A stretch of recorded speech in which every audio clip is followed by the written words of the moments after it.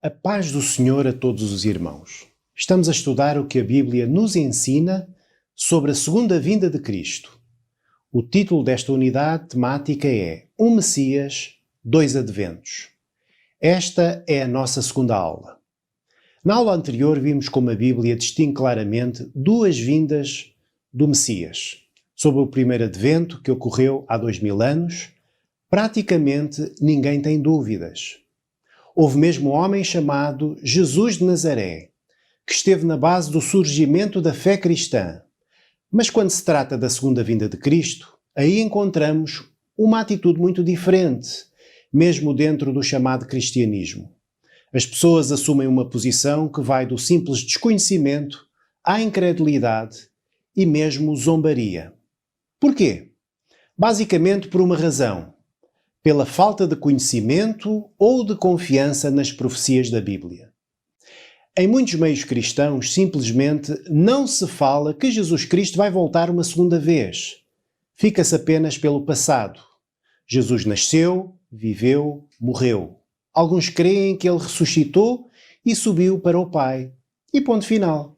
A história termina aqui. A verdade é que essa é apenas metade da história. A história não acaba aí. Como vimos no próprio momento em que Jesus foi elevado aos céus, a chamada Ascensão, anjos de Deus falaram aos apóstolos aquelas palavras memoráveis: esse Jesus que dentre vós foi recebido em cima no céu, há de vir assim como para o céu o vistes ir. Atos 1:11. No decorrer desta aula, queremos mostrar que a Bíblia, e em particular o Novo Testamento, é enfática na sua proclamação da segunda vinda de Cristo. É importante que conheçamos bem alguns desses textos bíblicos, quer para afirmarmos bem a nossa fé, quer para podermos ajudar outros a encontrar a mesma esperança que nós já temos.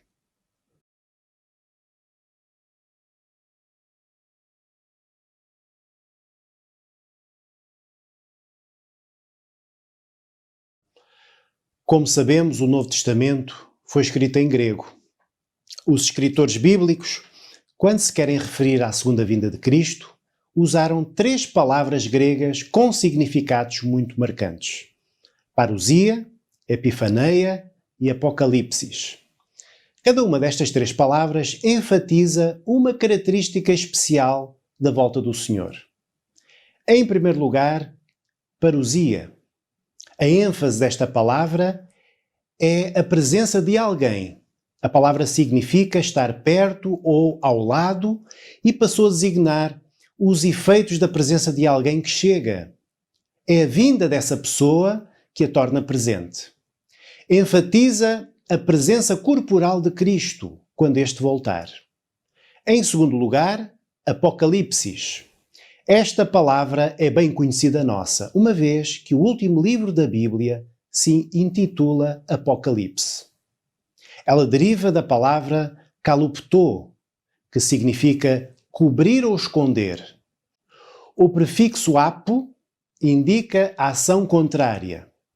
Portanto, Apocalipse significa descobrir ou desvendar, isto é, revelar algo que estava oculto.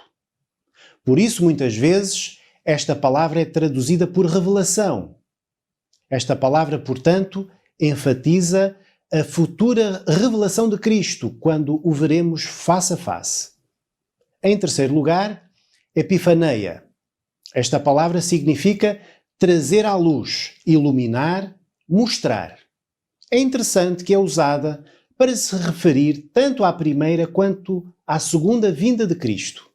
Por exemplo, em 2 Timóteo 1,10 lemos: e que é manifesta agora pela aparição de nosso Salvador Jesus Cristo, o qual aboliu a morte e trouxe à luz a vida e a incorrupção pelo Evangelho.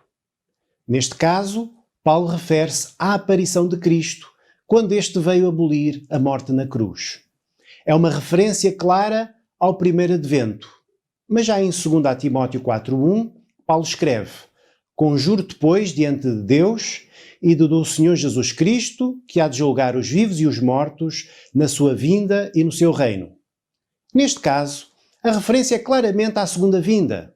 O tradutor optou por traduzir a palavra original por vinda, mas poderia igualmente ter traduzido por aparição.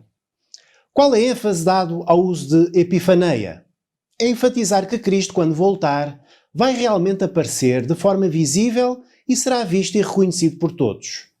Há quem diga que Jesus já veio, mas que não foi visto, ou que veio em forma espiritual. A palavra epifaneia não deixa lugar a dúvidas. Quando ele vier, sucederá o que lemos em Apocalipse 1,7. Eis que vem com as nuvens e todo o olho o verá, até os mesmos que o traspassaram.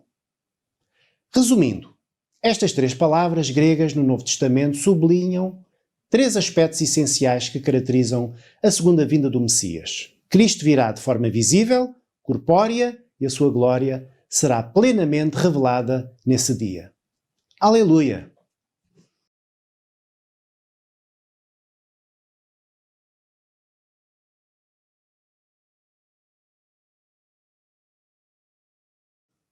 Os Evangelhos e o livro de Atos contêm muitas referências à volta do Messias.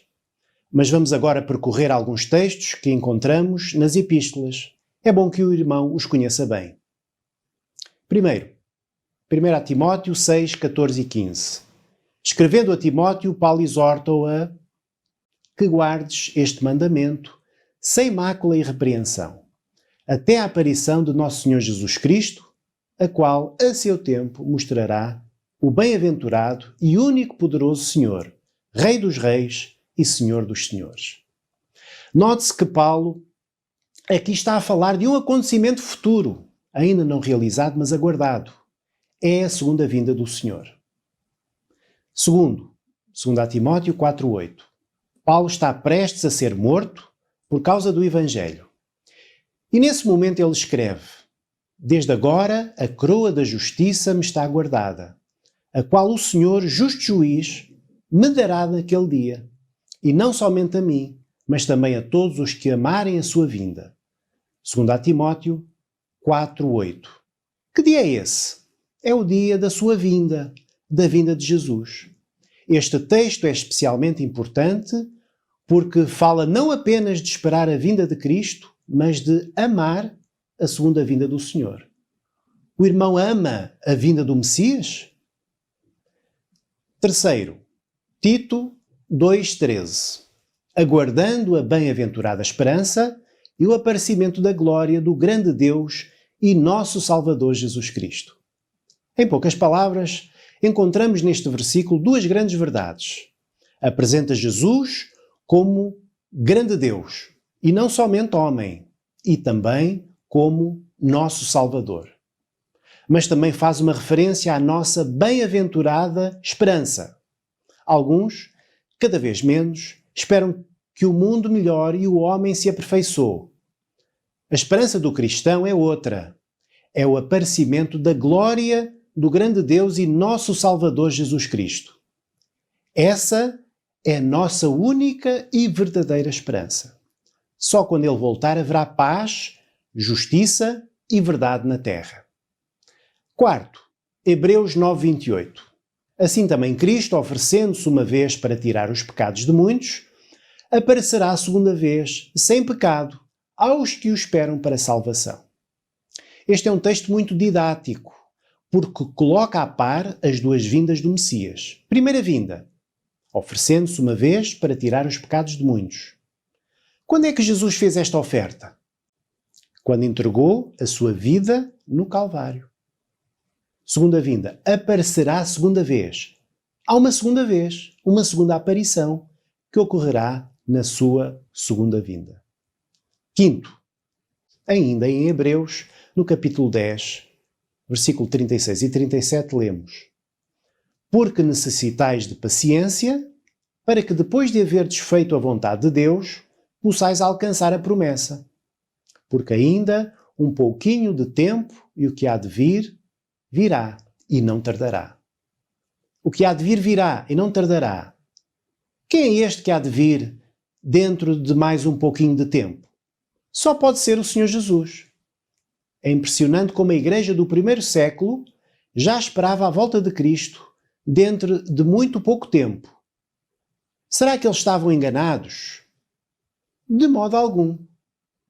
É assim que a igreja, seja no primeiro século, seja no século XXI, deve aguardar o Messias, como se ele pudesse voltar a qualquer instante. Chama-se a este princípio a iminência da volta de Jesus. Ele pode voltar hoje mesmo. Quinto, Tiago 5, 7 e 8. Sede, pois, irmãos, pacientes até à vinda do Senhor. Eis que o lavrador espera o precioso fruto da terra, aguardando-o com paciência, até que receba a chuva temporã e serôdia. Sede vós também pacientes, fortalecei os vossos corações, porque já a vinda do Senhor está próxima. Neste texto encontramos duas ênfases importantes. A mesma ênfase na iminência da volta de Cristo, já a vinda do Senhor está próxima, mas também a necessidade de paciência, de saber esperar. Naqueles dias de perseguição, devia haver muitos irmãos nossos que ansiavam pelo dia da volta do Senhor. Esse dia traria fim ao seu sofrimento. Seria o dia da vitória, mas o dia tardava. Era preciso esperar com paciência. Jesus pode voltar a qualquer instante, mas de facto não sabemos quando ele virá. Jesus disse: Mas daquele dia e hora ninguém sabe, nem os anjos do céu, mas unicamente meu Pai. Mateus 24:36. Cuidado! Se alguém marcar uma data para a segunda vinda de Cristo, sabemos que estamos perante uma mentira destinada a trazer confusão e descrédito. Jesus também declarou em Mateus 24:50: Virá o Senhor daquele servo num dia em que o não espera e à hora em que ele não sabe. Jesus pode vir a qualquer instante, mas não podemos marcar datas para a sua vinda. No entanto, como veremos mais tarde, podemos discernir através de um conjunto de sinais proféticos que o dia da sua vinda está próximo. Que boa notícia para a Igreja de Cristo! Sexto, 1 de Pedro 5, 4. E quando aparecer o sumo pastor, alcançareis a incorruptível coroa da glória. A segunda vinda do Senhor será um momento de recompensa dos fiéis. Neste texto, Pedro dirige-se em particular aos pastores, exortando-os a apacentar o povo de Deus. E a sua recompensa será esta: a incorruptível coroa da glória. A palavra traduzida por coroa é Stéphanos, que era o prémio dado ao vencedor numa batalha ou numa prova atlética. É a mesma palavra que aparece em Apocalipse 3:11. Eis que venho sem demora, guarda o que tens, para que ninguém tome a tua coroa. Meus irmãos, nós podemos não ser nada e não ter muito nesta vida, mas se formos fiéis, no dia da vinda do Senhor, alcançaremos uma coroa de vitória.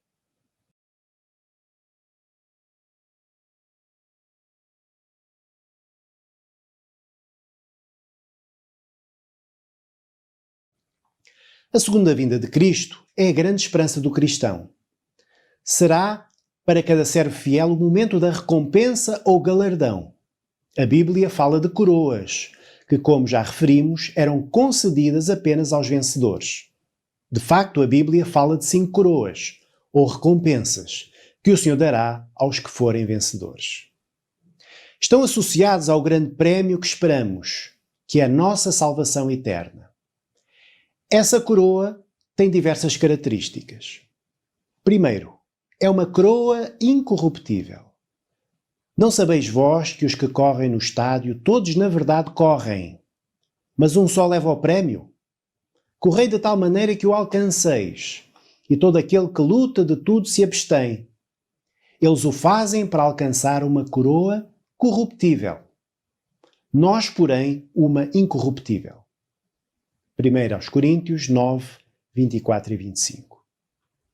O galardão que o Senhor vai dar aos fiéis não é corruptível, isto é, não se degrada, não envelhece, como tudo nesta vida. É permanente e inalterável. Vale a pena abster-nos de muita coisa nesta vida para alcançarmos esta coroa eterna. Segundo, é uma coroa de alegria. Porque qual é a nossa esperança ou gozo ou coroa de glória? Porventura, não sois vós também diante do nosso Senhor Jesus Cristo em sua vinda? Na verdade, vós sois a nossa glória e gozo. 1 aos Tessalonicenses 2, 19 e 20. A coroa de glória e de alegria de Paulo eram os crentes da igreja de Salónica. Ele tinha-os levado a Cristo. O irmão imagina a sua alegria ao encontrar no céu aqueles a quem um dia testemunhou de Cristo e conduziu à fé? Que galardão extraordinário haverá para os que evangelizam com perseverança. Terceiro, é uma coroa de vida. Bem-aventurado o homem que suporta a tentação, porque quando for provado, receberá a coroa da vida, a qual o Senhor tem prometido aos que o amam. Tiago 1,12. A coroa da vida será a recompensa para aqueles que forem fiéis durante tempos de provações e tribulações. Não esqueçamos que a Igreja de Cristo sempre foi e continua a ser perseguida. Muitos deram e continuam a dar a sua vida por amor a Jesus. Para estes em particular, mas para todos os que suportam as tribulações. Destina-se a coroa da vida. Lemos em Apocalipse 2,10. Nada temas das coisas que hás de padecer. Eis que o diabo lançará alguns de vós na prisão, para que sejais tentados, e tereis uma tribulação de 10 dias. Sê fiel até à morte, e dar-te-ei a coroa da vida. Quarto, é uma coroa de justiça. Desde agora a coroa da justiça me está guardada, a qual o Senhor justo juiz me dará naquele dia, e não somente a mim, mas também a todos os que amarem a sua vinda. 2 Timóteo 4,8. É uma coroa destinada àqueles que viverem vidas retas e justas, que vencem diariamente o pecado nas suas vidas, e que anseiam pela vinda do Senhor, quando finalmente toda a forma de mal desaparecerá da terra. Quinto, é uma coroa de glória, e quando aparecer o sumo pastor alcançareis a incorruptível coroa da glória. 1 Pedro 5,4. Muitos buscam glória no dinheiro, no poder ou na fama. A nossa glória será na medida do nosso serviço fiel ao Senhor das nossas vidas. Estas são as 5 coroas que estão destinadas aos fiéis, quando o Senhor voltar.